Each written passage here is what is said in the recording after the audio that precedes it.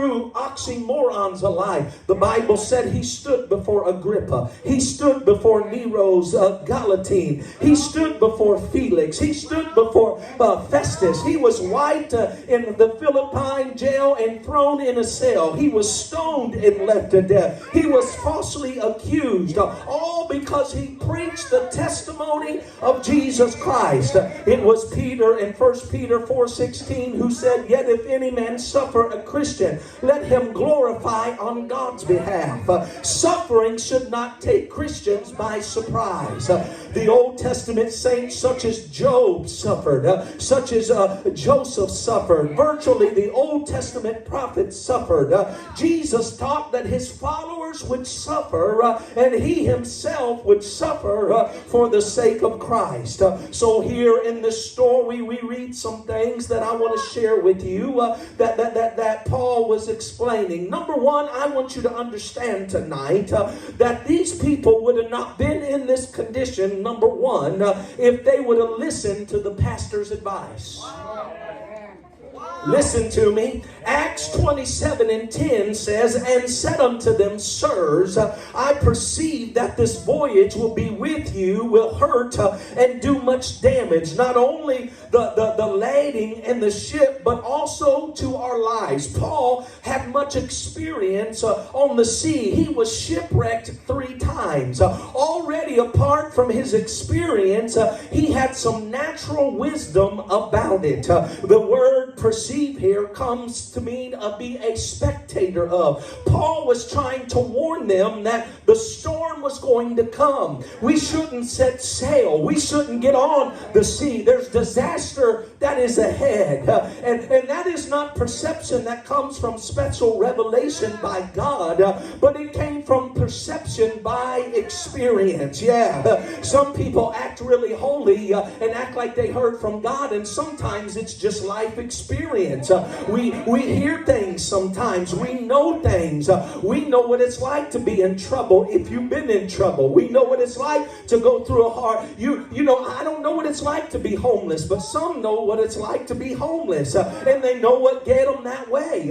Paul knew that the storm was brewing. They failed to listen to the preacher's counsel. Listen, we all face storms and difficulties in life, and the question is, how will we handle the storm of life? Some of us are in an economic storm. Some of us are in a culture storm. Maybe we're in a family storm. Maybe we're in a schooling storm. Maybe you're in a relationship storm. Maybe you're in a spiritual storm. But the centurion in verse 11 believed the master and the owner of the ship more than which he was spoken by Paul. They believed in the weatherman more than they do God's man. They believed in the worldly things more than they do the work of God that comes in. I thank God for doctors. I thank God for medicine. I thank God for all those wonderful things. But I also think as much as we need a doctor, as much as you need a counselor, as much as you need whatever in your life, can I tell you, every pastor, every person needs a pastor, needs somebody that prays for them. Paul said, you're listening to the weatherman. How many knows the weatherman's off all the time? They say it's going to rain, it's going to be sunshine. They say a storm's coming, it's going to be beautiful. They say it's beautiful out, go ahead and plan the wedding, it's going to rain everywhere. And it's crazy that people in the church will listen to worldly advice more than they will spiritual advice. I've seen it over and over again. The preacher tells them, you must do this, you need to be this, you need to pray, you need to fast, and then the family gets in trouble. The kid is busted out on drugs, whatever it is. Your marriage is a wreck, and they come in and say, preacher, I don't know what went wrong. I can tell you what went wrong. And sometimes we think we know what's best, but when God gives us a man or woman of God, a pastor that is praying, that is knowing, they could have prevented the storm before they ever got in it. But they thought they knew better better than what the pastor knew. Can I preach to somebody today? Yet his advice is not good enough. The preacher was aboard the ship. They wanted the preacher to pray for him afterwards. But what about a preacher praying for him before they get in it? What about seeing? A lot of times we get ourselves in a big debt and we can't get out, and we say, oh God, I don't know how I got this. Well, the real truth is we didn't ask God in the first place. We didn't seek the man of God in the first place. And then we get ourselves in trouble and expect them to get out. I want my preacher to pray for me so I don't have to face those things. I want the man of God to lay hands on me so I don't have to go through some of that stuff. And some of our stuff that we go through are self-inflicted storms because we didn't listen to the preacher. We was on Facebook. We didn't listen to the preacher. We had other plans. We didn't listen to the preacher. He was preaching too long. If we could listen to godly advice, maybe we wouldn't end up in a storm in our lives. Somebody ought to praise God because you got a man of God. Somebody ought to praise God for the preacher's voice. How can they hear unless they have a preacher? How will they know unless somebody tells them? I want to lay hands. I don't want to come to your sick bed and say, God, cast out cancer. I want to lay hands on you and say, cancer, never get in this body. I want to lay hands on you not after you're about to lose your house. I want to lay hands on you and say, God, give them a house debt free. I don't want to say, Lord, bring their kids in. I want to lay hands on them and say, let them prophesy. Let them speak. Let them preach. Let them worship. I want to avoid the storm at all costs.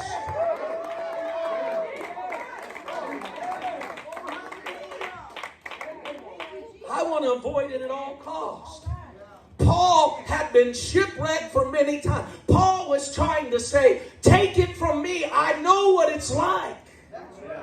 I know what's coming.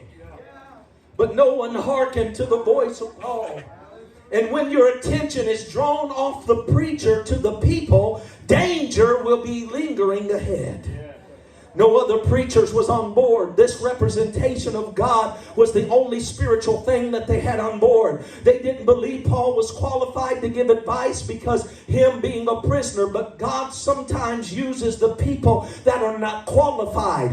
God does not always call the qualified, but he qualifies who he calls. And Paul was qualified to lift his voice. He was a man of God. He was a preacher. God dealt with him spiritually. And instead of letting the preacher take over the ship, they let everybody else drive it into a storm. Can I preach to somebody today? Not everybody's doing good for you. Not everybody that talks to you is for you. And not everybody that has a little money knows how to invest it. Come on now. And everybody that prays ain't always spiritual. God gives us people at a time so the voice can keep us from stuff that we're going into. And instead of letting the preacher take over, they listen to the worldly advice, and it almost cost them their life.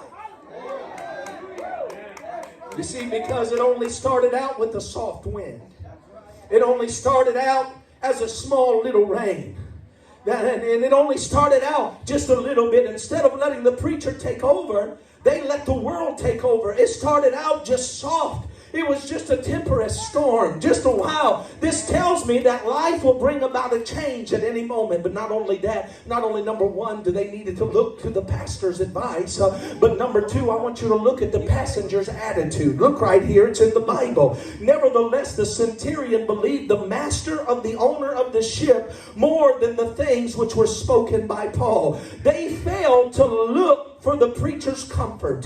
He said, be of good cheer. There shall not lose no life, but just this ship. This storm lasted 14 days and 14 nights. The old men could not see the stars or the sun.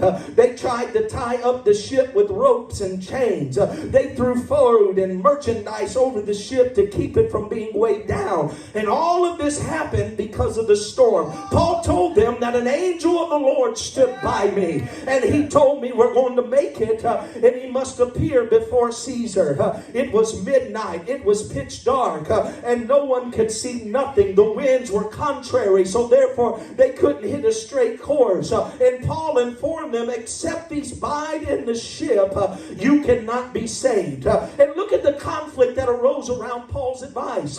Furthermore, many of the passengers agreed with Paul that they should stay put, and many people disagreed with Paul, and they thought they should set sail. And the centurion had headed Paul's voice and warning, he would have been all right. But he did not. He leaned more towards the experience of advice of the pilot and the captain. Many, it's true today, that the men took a boat. Do we sail or do we stay? And the majority was to sail.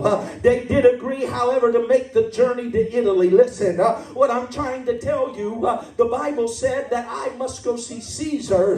We'll lose the boat, but we're going to make it. They ought to thank God that they had the man of God on the boat, because I want to tell you, they would have all been lost. That's just like when Jesus was asleep on the boat, and the storms became tempestuous and the water became in, and they come in and woke Jesus up and said, do you not care that we're about to perish? That boat wasn't going under. It had Jesus on it. There was still more to do. Come on, somebody. I wish I had somebody to understand. The devil thought he was going to scare you with the storm, but you need to tell him, no, I've got the man of God in my life. I've got the master on boat. It may come in, but it's not going to stay in. I wish somebody'd help me tell the devil, what you thought was going to kill me is not going to kill me, because I'm about to wake the master up. I wish somebody would wake him up right now and said, save me, oh God. Keep me from my trouble. Help me in the time of turmoil. God, help me. Help me. Help me. Yeah. Help me. Yeah. In life, we're faced with storm-like situations and challenges, and most of the time, storms are self-inflicted storms. Yeah, a parent lays in bed 3 o'clock in the morning worrying and waiting when their child's going to come home to hear a policeman knock on the door so loud. Storm. A loyal worker goes to work, and he normally does. Then 1 year before his retirement, he gets laid off. Storms. A life faced with difficulty, storm-like situations. A widow toss and turn in her bed alone for the first time without her husband by her side. Storms. We've all been there. I don't know what your storms are, but what I have found out in church is church people like storms. Do you know that? Let's be honest. There are some people that prefer storms. Right? That's right. They prefer storms. Now, there are some people who are like storms. In fact, they'll create storms when necessary so people can know that they're going through trouble. There's some people on Facebook I just want to block because, every time they say it, it's how bad they are, how broke they are, how bad it's going. You know what I'm talking about. They're dying every day, right? It's storms. They create storms. We had a lady that used to go to Brimfield Church, Sister Walker, God rest her soul. If she seen something on television, she was a hypochondriac. She had it before it ever come out. She was. Lord, one day, she was chasing me around. Dad had a couple surgeries there on his back, and she was coming around the church, and she'd wait by the office. As soon as I come out, oh, Pastor, pray for me. You don't know what's going on. She'd right there. I'd hide from her before church. I've done my best Benny Hinn prayer I knew how. I prayed, and then I blew on her. Took my jacket off and threw it at her. I did my best Rod Parsley prayer about jerk her neck off her head. Just Jesus. One time she come out, I was coming out for church, God's honest truth. She said, oh, Pastor. She said, Pastor John. She said, I seen something. I'm just sick. I laid my hands on her one time, and I said, Lord, if you don't heal her, just go ahead and kill her. She said, how you going to pray for me? I said, Lord, if you don't. Some people like to be miserable. I don't want to be known to be how miserable I am. I want to know him for praising. I want to know that God's been good. I don't want the world to think I serve a bad God, a dead God, a sick God. I want the people to know that I serve a God that's alive and well. I said he's alive and well. Listen, we want to blame everybody else. I'm going to hurry. I'm almost done. Moreover, there are some people who are called to helping people in storms. In fact, some of you feel that you can't avoid the storm because you've got to help that person.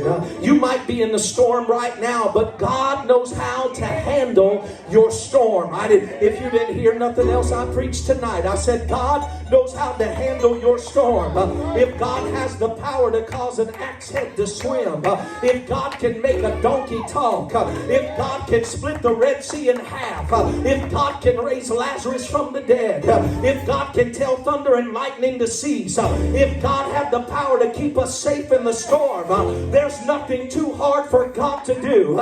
If He can make the storm go away, if God can take the 3 Hebrew children out of the fire, if He can take Daniel out of the lion's den, can I tell you today, look at the people's attitude. They said, we ain't gonna make it. Look what's going on. But God's saying, I need an attitude that'll say, we will make it. We will go to the next point. We will move on. We will stop. I'm going to preach even. The devil tried to get you to quit preaching, preach harder. The devil quit trying to get you to praise, praise harder. There's a reason he's trying to get you to quit, because you're on the verge of your miracle. You're on the verge of your breakthrough. Don't let the storm of life help you jump out and drown. No, stay in the ship. Stay in the praise. Stay in the worship. Stay in it, because God's got something greater. I said He's got something greater. I said He's got something better. If we can make it to the end, we will be saved. We've got to have the right attitude and follow the right voice.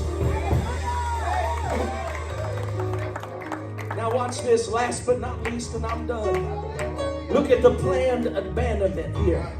There was a crowd on the boat, and when they took a boat, Paul was outvoted. They said, let's sail. But if you think about it, often the majority is wrong. Yeah. I said the majority is wrong. Don't get the idea if everybody says it, then it's right. Just because you have a good opportunity don't mean it's a God opportunity. Come on now. You may go from person to person trying to get permission to do what you've already decided to do. But if you're going to do it, just do it. And when the ship began to sail, the soft winds blew. And the storm came and showed up in the mist. In spite of the heroic efforts to save the ship, 276 passengers aboard gave up hope. Think about that. This is the picture of man's way versus God's way. It was midnight. The sailors had no idea what was going on, and they sensed that it was close to land and the surrounding depth and what was going on. Quickly they dropped an anchor. Why? Because they did not know what was about to happen. The sailors plotted an escape, ignored the word of God, but God's providence seen in how they used a good soldier to provide. The Apostle Paul, come on, if we really are honest about it tonight, some of you really messed up sometimes. I have messed up, and if it had not been for the Lord that kept us, we wouldn't make it. Come on, we've all not listened to advice. We all thought we knew what was good, but I'm so glad that God is merciful. I'm glad that I may have made it, and it may have been on broken pieces, but thank God I made it. And I just want to preach to 2 or 3 people that all you got is broken pieces. All you got is little parts of what the ship used to be. But somebody needs to know, thank God for the broken pieces. Thank God for the storm, because this little bit is what I laid it on. Come on, God likes to survive people on little stuff. 2 fish, 5 loaves of bread, and He fed a multitude. 1 stone in the giant's head, and He killed the giant. 1 lick, and I preached to somebody, 1 spit in the dirt, healed a blind man. 1 touch of the hand, rose a little boy from the dead. What I'm trying to take, God don't have to use much, even if it's broken, even if it's shattered. God likes to start with small things, broken things, and He knows how to put it back together again. Yeah.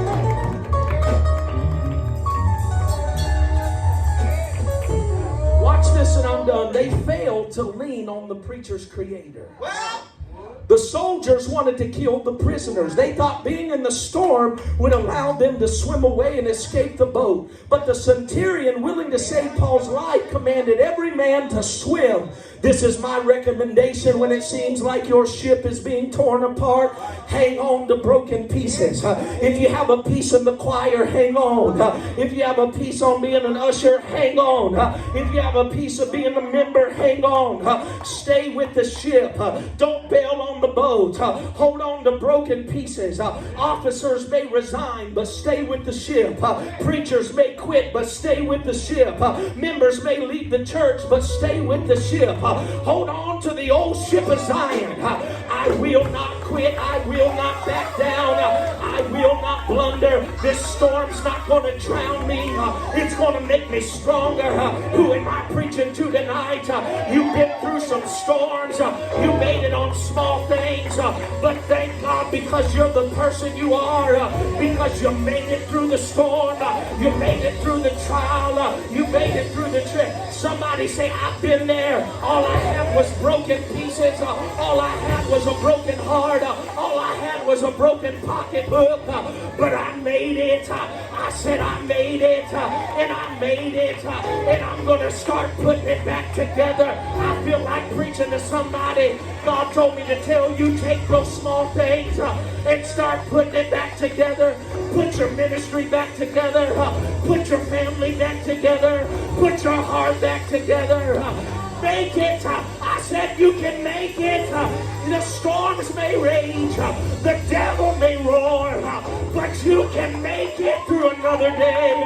Stay with the ship. Stay on board. God's got you. He'll fight your battles. I said he'll fight your battles. If God be for me, who? I said who can be against me? Fight with everything in you. Swim with everything in you. Take everything you've got and make it, even if it's on broken pieces. Yeah. Can we stand all over this building? I'm done.